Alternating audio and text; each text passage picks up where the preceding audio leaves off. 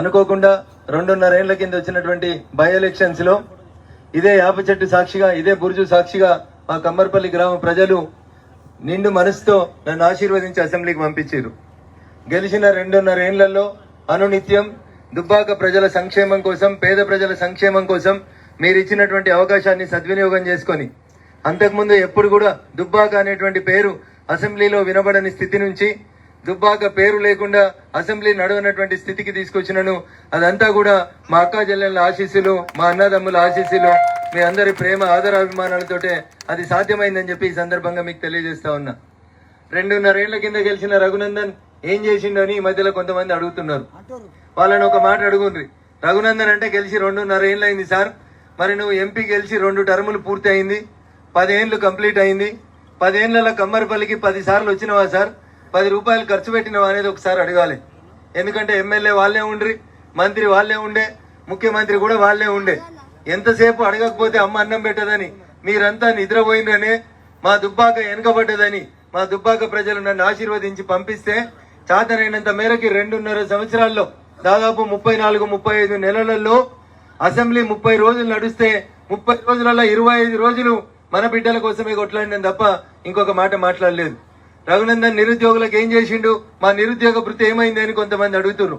అన్నలు, అక్క చెల్లెళ్ళు, మా వాళ్ళు చదువుకున్నటువంటి యువకులు చాలా మంది ఉన్నారు. ఒక్కసారి ఆలోచించాలి. ఏడాదికోసారి డిఎస్సి పెట్టిరు. అంతకుముందు ఆంధ్రోళ్ళు, తెలంగాణ వచ్చినాక చంద్రశేఖరరావు గారు ముఖ్యమంత్రి అయినాక ఏడాదికోసారి టీచర్ కొలువులు ఇస్తే మీ కమ్మర్పల్లికి వెళ్ళి కూడా 5గురికో 10గురికో టీచర్ కొలువులు వస్తుండే. ఒక్కసారి టెట్ పెడుతురంటే దాదాపు 200 నుంచి 250 మంది పిల్లలకి, ముఖ్యంగా ఆడపిల్లలకి హైదరాబాద్ పోయి కోచింగ్ తీసుకోవాలంటే కష్టమవుతుందని దుబ్బాకలోనే టెట్ కోచింగ్ పెట్టి రోజు 40,000, 50,000 ట్యూషన్ ఫీజు ఖర్చు అయినప్పటికీ కూడా అనేక మందికి టెట్ లో శిక్షణ ఇప్పించి 250 మంది విద్యార్థులకి వారి బంగారు భవిష్యత్తు కోసం కృషి చేసినాం. మధ్యాహ్నం పూట బాక్స్ తెచ్చుకోవడం కష్టమవుతుందని ఆ పిల్లలకు కూడా భోజన వసతి ఏర్పాటు చేసినాం. సుమారు 400 మంది కానిస్టేబుల్, ఎస్ఐ పరీక్షల కోసం ప్రిపేర్ అయితే 2 నెలలు ఆ పిల్లలకందరికీ కూడా కోచింగ్ ఇప్పిస్తే ఈ మధ్యలోనే కొంతమందికి కానిస్టేబుల్ ఉద్యోగాలు వచ్చినట్టు లెటర్లు, ఫోన్ల ద్వారా వాళ్ళకి తెలుస్తా ఉంది. మనం కానిస్టేబుల్లకి, టీచర్లకి, ఎస్ఐలకి ఉద్యోగ అవకాశాలతో పాటు మా దుబ్బాక ఏరియాల కంపెనీలు లేవు, కొలువులు లేవు, కష్టమవుతుందని చెప్పి ఒక జాబ్ మేళా పెట్టినాను. ఎంతమంది వస్తారో తెలియదు, 1000-2000 వస్తారు అనుకొని పెడితే సుమారు 5,000 మంది నిరుద్యోగ యువకులు ఆ జాబ్ మేళాకు హాజరైతే 1,000-1,200 పైచీలకు మందికి మనం ఆ జాబ్ మేళా ద్వారా ఉద్యోగాలు ఇప్పించేటువంటి ప్రయత్నం చేసినాం. ఊర్లలోకి ఎప్పుడైనా పోతే పిల్లలు బుర్ర పోతున్నారు. తల్లిదండ్రుల్ని బెదిరించి మోటార్ సైకిల్ కొనుక్కుంటారు, కానీ లైసెన్సులు తీసుకోకుండా ఎవరికైనా టక్కర్ పెడితే కష్టమవుతుందని చెప్పి పిల్లలందరినీ బలవంతంగా పిలిచి అందరికీ లైసెన్సులు ఇస్తామనేటువంటి కార్యక్రమం మొదలు పెడితే దాదాపు 12,000 మంది పిల్లలకి లైసెన్సులు ఇచ్చేటువంటి కార్యక్రమాన్ని నియోజకవర్గంలో మొదలు పెట్టినాం. ఈ ఆలోచనలు అన్ని కూడా ఎట్లుంటాయంటే, చాలా మంది అడుగుతారు, మాకు పింఛని, మాకు 5,000, మాకు 10,000 అని. రేపు మనకేమన్నా అయిందనుకో మన పిల్లలు ఏముండాలి? మనం చేప పట్టి గోలిచ్చి ముళ్ళు తీసి తినుబిడ్డ అని పెట్టే బదులు ఆ పిల్లగానికి రేపు చేపలు ఎట్లా పట్టుకోవాలో నేర్పిస్తే తల్లిదండ్రులు ఉన్నా లేకున్నా రేపు ఆ పిల్లగాడు తన కాళ్ళ మీద తాను నిలబడాలి. అందుకనే టెట్ కోచింగ్ ఇచ్చినాం, కానిస్టేబుల్ కోచింగ్ ఇచ్చినాం, ఎస్ఐ కోచింగ్ ఇచ్చినాం, డ్రైవింగ్ లైసెన్సులు ఇచ్చినాం, జాబ్ మేళా పెట్టినాం. గరీబ్ వాళ్ళకి దుబ్బాకకి కంపెనీలలో తెచ్చి 100-150 కంపెనీలలో తెచ్చి ఉద్యోగ అవకాశాలు ఇచ్చినాం. ఇదే యాప చెట్టు కింద నిల్చొని నేను కమ్మరిపల్లెలకు ఇచ్చిన ఒక మాట, పని కంప్లీట్ కాలేదు, అదొకటి ఇట్లా తొవ్వ ఫారెస్ట్ డిపార్ట్మెంట్కి వెళ్ళి మల్లన్న గుట్టలకు పోయేటువంటి తొవ్వ మాకు ఇట్లా దగ్గరికి వెళ్ళి అవుతుంది బిడ్డ, అదొకటి కంప్లీట్ చేయమని అడిగారు. జీవో కాపీ తీసుకొచ్చినాం, ఫారెస్ట్ డిపార్ట్మెంట్ నొప్పించినాం. ఆ తొవ్వకి 1.5 ఎకరం భూమి ఫారెస్ట్ భూమి పోతే ప్రభుత్వంకి వెళ్ళి 2.5 ఎకరాల భూమి ఇప్పించినాం. అయితే ఫారెస్ట్ కు పోవడం, ఢిల్లీకి పోవడం, ఫైల్ అంతా తిరిగి రావడానికి ఆలస్యమైంది కాబట్టి నాకున్న ఈ 2.5 ఏళ్లలో ఆ రోడ్ వేయలేదు, కానీ రోడ్డుకు బదులు సర్కారు నొప్పించి కొత్త జాగ ఇప్పించినాం. మీరందరూ ఆశీర్వదించి మళ్ళొకసారి గెలిపిస్తే ఆ మల్లన్న ఆశీస్సులతోటి ఆ రోడ్డు కూడా పూర్తి చేస్తామని చెప్పి ఈ సందర్భంగా తెలియజేస్తాం. పెద్దలు రామరెడ్డి గారు, ఇంకొంతమంది రైతులు మా కాలువలలో భూములు పోతున్నాయి, మాకు డబ్బులు వస్తలేవు, ఇబ్బంది అవుతున్నాయి అన్న సందర్భంగా మొన్ననే 10 రోజుల క్రితం జాయింట్ కలెక్టర్ దగ్గరికి తీసుకెళ్లి వారిని కూడా మాట్లాడిపించి వాళ్ళకు వచ్చేటువంటి 9 లక్షల బదులు వాటిని కూడా 14 లక్షలు లేదా 13 లక్షలకి పెంచాలని జేసీ గారి దగ్గర ఒక పిటిషన్ ఇచ్చినాం. అది కూడా కోర్టులో వేస్తామని రామరెడ్డి గారు చెప్పినారు. కనబడతలేరు రామరెడ్డి గారు. వారితో పాటు కొంతమంది రైతులు కూడా జాయింట్ కలెక్టర్ దగ్గరికి పోయి మాట్లాడి వచ్చినారు. ఇకపోతే ఇవి రఘునందన్ రావు 24 నెలల్లో చేస్తే 10 ఏళ్లలో గద్దెనెక్కినటువంటి టిఆర్ఎస్ పార్టీ ఎన్ని మాటలు చెప్పిందో మీకు అందరికి తెలుసు. తెలంగాణ వస్తే ఇంటికో కొలువు వస్తుంది అన్నారు. వచ్చిందా కొలువు? పింఛన్ 200కి 2000కు పింఛన్ పెంచినాం, బాగా పెద్ద కొడుకు లెక్క సాయం చేసినాం అన్నారు. 2000 పింఛన్ ఎంత పెరిగిందో తెలియదు కానీ వెనకటికి ఒక సీసా అమ్మాలంటే ఊర్లో భయపట్టుకుంటూ అమ్ముతురు. ఇప్పుడు అంతటా సీసాలు వచ్చినాయి. ఈ 30 రూపాయలు ఉన్న సీసా ఇవాళ 250, 300కి పెరిగింది. కుడి చేయికి పింఛన్ వస్తుంది, ఎడమ చేయికి సీసాల కాడికి పోతుంది తప్ప పేద ప్రజలకు అది మిగులుతలేదు. దాంట్లో కూడా పేదోళ్ళకి ఇంటికి ఇద్దరికి ఇవ్వాల్సినటువంటి పింఛన్లని ఒకటే పింఛన్కి ఇచ్చేటువంటి పరిస్థితి తీసుకొచ్చారు. రేపో మా పోతాడు కేసీఆర్ సార్ బయటికి 2000 పింఛన్ని మేము మళ్ళా పెంచుతాం, 5000 చేస్తాము అని చెప్తాడు. ఈ చేతికేళ్ళు 5000 ఇస్తాడు, ఈ చేతికేళ్ళు గుంజేస్తాడు. 24 గంటలు కరెంటు ఇస్తున్నామని చెప్తాడు. వస్తున్నాదే 24 గంటలు? వస్తుందా కరెంటు? 24 గంటలు ఒకసారి ఆలోచించాలి రైతులు. ఎన్ని మాటలు చెప్పారు టీఆర్ఎస్ వాళ్ళు. 10 ఏళ్ల వాళ్ళ పాలనలో ప్రతి రైతుకి 1,00,000 రూపాయలు రుణం మాఫీ చేస్తాము అన్నాడు. అయిందా మాఫీ? 25,000, 50,000 ఉన్న వాళ్ళకి అయింది. ఆ పైసలకు ఉన్న వాళ్ళకి ఇంకా 1,00,000 రుణమాఫీ ఇంకా పెండింగ్ లోనే ఉంది. ఏం చెప్పారు? నిన్న కొత్తగా ఒక స్కీమ్ తెచ్చిర్రు. స్కీమ్ తెచ్చి ఏమన్నారు? బీసీ బంధిస్తాం, బీసీ వాళ్ళకి బాగా ఇబ్బందులు అవుతున్నాయి, బీసీ కులాలకి ఇంటికి 1,00,000 రూపాయలు ఇస్తాము అన్నాడు. వచ్చిందా మన ఇళ్లలో ఎవరికైనా ఇంటికి 1,00,000 రూపాయలు బీసీ బంధు పేరు మీద ఇస్తా అన్నటువంటి 1,00,000 రూపాయల్ని ఎవరో ఒకరికి ఇద్దరికి వాళ్ళ పార్టీ నాయకుల కార్యకర్తలకు ఇచ్చిండ్రు. అది కూడా ఈ కమ్మర్పల్లి గ్రామంలో ఒక్కరికి కూడా బీసీ బంధు 1,00,000 రూపాయలు వచ్చినట్టు నాకైతే ఎవరు చెప్పలేదు ఇప్పటిదాకా. ఇకపోతే గొల్లోళ్ళకి గొర్రెలు ఇస్తామని డీడీలు కట్టించుకున్నారు. కట్టిర్రా డీడీలు? కట్టిర్రా? వచ్చినాయా గొర్రెలు? రాలేదు గొర్రెలు.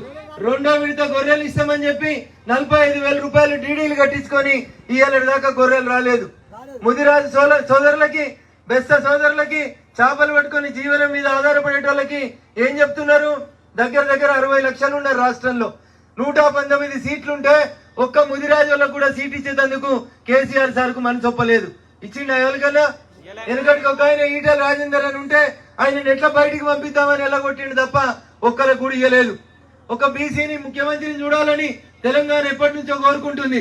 ఊర్లలో వడ్లోళ్ళు, కమ్మరోళ్ళు, కుమ్మరోళ్ళు, గౌడులు, తెనుగన్నలు, పద్మశాలీలు ఇట్లా అనేక కులాలు ఊర్లో సగం కంటే ఎక్కువ ఉంటే వాళ్ళకు రాజ్యాధికారం రావాలి, తెలంగాణ వస్తే మా బిడ్డలు రేపు మంత్రులు కావాలి, ముఖ్యమంత్రులు కావాలని కోరుకుంటే మీకు 4 గొర్రెలు ఇస్తాం, మీ చెర్లలో చేపలు ఇస్తాం, మీరు గవ్వే పట్టుకోండి, మీరు ఎమ్మెల్యేలు కావద్దు, ఎంపీలు కావద్దు అనేది చంద్రశేఖరరావు గారి పాలసీ అయితే ఊర్లో సగం కంటే ఎక్కువ ఉండేటువంటి మా ఆడబిడ్డల కోసం నరేంద్ర మోడీ గారు ఒక సర్పంచో ఒక ఎంపీటీసో కాదు, మీరు కూడా ఎమ్మెల్యేలు కావాలి, మా ఆడపడుచులు కూడా ఎమ్మెల్యేలు కావాలి, ఎంపీలు కావాలనేటువంటి ఉద్దేశంతో 33% మంది ఎమ్మెల్యేలకు అవకాశం ఇచ్చింది నరేంద్ర మోడీ గారి ప్రభుత్వం. కేసీఆర్ గారు 3కి సీట్లు ఇవ్వలేదు. ఇచ్చిండా? ఆడపిల్లలకు ఒక మంత్రి పదవి ఇవ్వలేదు. మొదటి 5 ఏళ్లలో ఒక్క లేడీ కూడా మంత్రి పదవి ఇవ్వలేదు. మొన్న 2ని బదులు తెచ్చుకున్నాడు. ఒకరు సబితా ఇంద్రారెడ్డి గారు కాంగ్రెస్ పార్టీకి వెళ్ళి బదులు తెచ్చుకున్నాడు. ఇంకొక ఆమె సత్యవతి రాథోడ్ తెలుగుదేశం పార్టీకి వెళ్ళి బదులు తెచ్చుకొని 2కి ఇచ్చిండు. ఇక ముచ్చట చెప్పమంటే మస్తు చెప్తాడు. మా హరీష్ అన్న వచ్చి దుబ్బాక ఒకన్ను, సిద్దిపేట ఒకన్ను అని చెప్పిండు. హరీష్ అన్న మరి మా రోడ్లకు పైసలు రావాలి అంటే కమ్మర్పల్లి చెరువు కట్ట కింద రోడ్డు కావాలని కొట్లాడంగా ఓ రోడ్ ఇస్తే ఆ కాంట్రాక్టర్ కి బిల్లులు ఇయ్యక ఆకారం రోడ్ ఎత్తే ఎనగుడితే ఎత్తలేడు, ఎనగుడితే ఎత్తే అసమాయిపల్లె కొత్తలేడు. ఇది కాంట్రాక్టర్ల పరిస్థితి. గ్రామ పంచాయతీలు, చిన్న పంచాయతీలు బాగుండాలని కేంద్ర ప్రభుత్వం ప్రతి నెల 15th ఫైనాన్స్ కమిషన్ డబ్బులు వేస్తే ఈ రాష్ట్ర ముఖ్యమంత్రి మీ సర్పంచ్ గారిని అడుగుండ్రి తర్వాత దాదాపు ఏడాది కోలే ఇవాళ దాకా వాళ్ళ గ్రామ పంచాయతీలకు రావాల్సినటువంటి డబ్బులు ఇస్తలేడు. నిన్ననో మొన్ననో కేటీఆర్ గారు చెప్తాడు తెలంగాణ నెంబర్ 1. దేంట్లో నెంబర్ 1 కేటీఆర్ గారు? సర్పంచులు చచ్చిపోయినరు, సర్పంచులు ఆత్మహత్య చేసుకున్నారు. తెలంగాణ వచ్చే కంటే ముందు ఏ రోజు కూడా సర్పంచులు ఆత్మహత్య చేసుకోలేదు. పాపం సర్పంచులు చిన్న వయసులో గెలిచినాం, ఊరికి ఏదైనా చేద్దాం, 2 మోరీలు కడదాం, 2 సీసీ రోడ్లు వేద్దాం, మా ఊర్లో నా మీద ప్రజలు విశ్వాసం ఉంచి నన్ను గెలిపించిరని ఆశపడి 2 మోరీలు 2 రోడ్లు కడితే బిల్లులు రాక భార్యల మీద పుస్తలు అమ్ముకునేటువంటి పరిస్థితి సర్పంచులకు వచ్చిందంటే ఒకసారి ఆలోచించుండ్రి. 10 ఏళ్ళున్నోడు ఏం చేయడట కానీ 2 ఏళ్ల కింద గెలిచిన రఘునందన్ ఏం చేసిండు అని అడుగుతున్నారు. అందుకని ఒకసారి మీరు ఆలోచించాలి. కొత్తగా గెలిచి 2 ఏళ్ల అవకాశం వచ్చిన నాకు 2.5 ఏళ్లలో ఇందాక సోదరుడు శివ చెప్పినట్టు దవాఖానా 10 ఏళ్ళ వాళ్ళు కట్టబట్టి నేను వచ్చి రైతు ప్రేమ కొద్ది పెంచుకున్న ఎద్దు నాగలు కడతాడు, నాగలు నడవకపోతే ఎద్దును ముళ్ళు కట్టబట్టి పొడుస్తాడా పొడవడా? కొడతాడా? అట్లే ముళ్ళుగడ్డ బట్టి పొడిసి ఈ రాష్ట్ర ప్రభుత్వాన్ని 100 పడకల దవాఖాన ఎప్పుడో మొదలు పెట్టిర్రు, మమ్మల్ని మరిచిపోయినరు. చిన్న రోగం వద్ద కూడా సిద్దిపేటకు పోవాలని కొట్లాడి 100 పడకల దవాఖాన ఓపెన్ అయింది. వచ్చి రావా ఎప్పుడైనా? చూసుకోలేదా? కమ్మరిపల్లి జర గట్టిగా ఉన్నట్టున్నారు. ఒక్కటే పెట్టుకున్నా మేమేం అనలేదు, అది నా జీతం పైసలతో కొనిచ్చిన. అట్లా మీ ఆశీస్సులతోటి మీ ప్రేమతోటి మీరందరూ మా రగన్న గెలిస్తే మా దుబ్బాక బాగుపడుతుందని మీరు ఆశించి ఆశీర్వదిస్తే 2.5 ఏళ్లలో నాకున్న తక్కువ టైంలోనే సాధ్యమైనంత ఎక్కువ పనిచేసి మా అక్క చెల్లెళ్ళందరినీ ఆదుకునేటువంటి ప్రయత్నం చేసినాం. అట్లే కమ్మరిపల్లిలో మా యాదవ సోదరులలో ఒక సంఘం ఏదో చిన్నగా విడిపోయి 1, 2, 3 ముక్కలు అయినట్టుంది. ఆ ఒకరిద్దరు మినహా అందరినీ కలుపుకొని పోతున్నాం. ఆ దూరం ఉన్న 18 కుటుంబాలని కూడా తప్పకుండా కలుపుకుంటాం. అందరినీ కలుపుకొని 24 కుటుంబాలని చెప్తున్నాడు గంగరాజు. ఆ 24 కుటుంబాలను కూడా కలుపుకుంటాం. అందరినీ కలుపుకొని ముందుకు తీసుకుపోతాం. మరొకసారి మీ బిడ్డగా నన్ను ఆశీర్వదించుని. మోడీ గారికి అవకాశం ఇస్తే ఆయననే బీసీ ప్రధానమంత్రి. 27 మంది బీసీలను కేంద్ర మంత్రులను చేసిండు మోడీ సార్. చంద్రశేఖరరావు సార్ 3 చేసిండు. ఎంతమందిని చేసిండు? 3. కొట్లాడంగా బీసీలకు 3కి కేసీఆర్ అవకాశం ఇస్తే నరేంద్ర మోడీ గారు 27 మందికి ఇచ్చారు. కేసీఆర్ గారు 2 అక్క చెల్లెళ్లకు మంత్రి పదవి ఇస్తే నరేంద్ర మోడీ గారు 12 మందికి ఇచ్చిండు అవకాశం. దళితులకి 12 మందికి, గిరిజనులకి 8 మందికి, మైనారిటీలకు 5 మందికి, ఇట్లా నరేంద్ర మోడీకి అవకాశం వస్తే దాదాపు ఆయన కేబినెట్ లో 70% బీసీలు, ఎస్సీలు, ఎస్టీలు, ఆడపడుచులకు అవకాశం ఇచ్చిన ప్రభుత్వం నరేంద్ర మోడీ గారి ప్రభుత్వం. ఆయననే ఒక బీసీ బిడ్డ ఈ దేశాన్ని నడిపిస్తున్నాడు. ఇక మరి మన దగ్గర సారు పోతే సారు కొడుకు కాకపోతే సారు అల్లుడు కాకపోతే బిడ్డ కాకపోతే సడ్డకుని కొడుకు. ఒక్కింట్లో 5 కొలువులు ఎందుకు సారు? ఒక ముదిరాజు, ఒక గొల్ల కుర్మ, ఒక యాదవ, ఇట్లా అన్ని కులాలకి వీటిని వంచాలే సారు అంటే లేదు, మీకు చేపలు వంచుతాం, మీ గొర్రెలు వంచుతాం, మీరు గానే ఉండుర్రి, మేం మాత్రం ఉంటాం, మీరు అడవిలో కొండ్రి, మేము మంచి బంగ్లాలలో ఏసీలలో ఉంటాం అంటుండు. అందుకని ఊర్లలో ఉన్నటువంటి 150% ఉన్న బీసీ బిడ్డలు ఒక్కసారి అవకాశం ఇవ్వాలి. భారతీయ జనతా పార్టీ గురించి ఆలోచించాలి. రేపు బీజేపీ గెలిస్తేనే ఒక బీసీ బిడ్డ ఈ రాష్ట్రానికి ముఖ్యమంత్రి అవుతాడు. కాంగ్రెస్ వాళ్ళు గెలిస్తే బీసీలు ముఖ్యమంత్రులు గారు, టీఆర్ఎస్ పార్టీ గెలిస్తే బీసీలు ముఖ్యమంత్రి గారు. ఈయన గెలిస్తే ఆయన ఇంట్లో అవుతారు, వాళ్ళు గెలిస్తే ఇంకోళ్ళు అవుతారు. ఒక్క భారతీయ జనతా పార్టీ మాత్రమే పేద ప్రజల కోసం పనిచేసేటువంటి పార్టీ. కాబట్టి నేనేమో నీడకుంటి మా అక్క ఎల్లెళ్ళు ఎండకున్నారు, చెమటలు వస్తున్నాయి, అందుకని ఎక్కువసేపు కష్టపెట్టదలుచుకోలేదు. అక్క పెద్ద మనసుతోటి మళ్ళొకసారి మీ బిడ్డగా నన్ను ఆశీర్వదించి పంపిస్తే నోరు లేని మన దుబ్బాక జనాల పక్షాన ఖచ్చితంగా అసెంబ్లీలో నిలబడతానని, కొట్లాడతానని, మిగిలిపోయిన 1-2 పనులు కూడా మళ్ళొకసారి అవకాశం ఇచ్చి ఆశీర్వదిస్తే తప్పకుండా కూడా పూర్తి చేస్తానని చెప్పి తెలియజేస్తూ కమ్మరిపల్లి గ్రామ పెద్దలందరికీ కూడా శిరస్సు వంచి నమస్సుమాంజలి తెలియజేస్తూ ముగిస్తున్నాను. జై హింద్, జై భారత్.